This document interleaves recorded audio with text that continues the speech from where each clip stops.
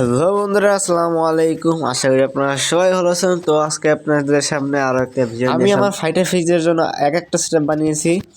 তো বাদাম পাতা এগুলো দিয়ে রাখবো এখন। হ্যাঁ, লবণ এখনও দিই নাই, এটা এখন মিশাবো, দিয়ে মিশে আমার প্রায় একদিন রেখে দিব। তারপর আমি যে মাছটা ছাড়বো। এখন এই কাজটা আমি রোদের মধ্যে করতেছি, কারণ রুমে এত পরিমাণ ঠান্ডা, আর এই কদিন যেহেতু অনেক ঠান্ডা পড়ছে।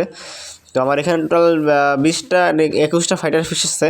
আর মাছের ভিটামিনের জন্য আর পানি পরিষ্কার রাখার জন্য যে লাল নীল পানি আছে এগুলো দিচ্ছি, তবুও ওগুলো অতটা কাজ করে না আমি যতদূর শুনছি। তাও আমি ইউজ করতেছি, কারণ আমার রয়ে গেছে, তার কারণে ইনশাল্লাহ এরপর থেকে আর কিনবো না, খালি লবণ দিয়ে কাজ চালিয়ে দিব। আর লবণ কিন্তু আগে মিশানো ছিল পানির সাথে। তো আপনারা অবশ্যই কোনো মাছ সিস্টেমের আগে ফাইটার ফিশে তো শুনছি আপনার লবণ লাগে না, ঠিক আছে, তবুও আমি দিয়ে নিচ্ছি অল্প অল্প। তো আজকে ভিডিও পর্যন্ত সবাই ভালো থাকবেন। আল্লাহ হাফেজ।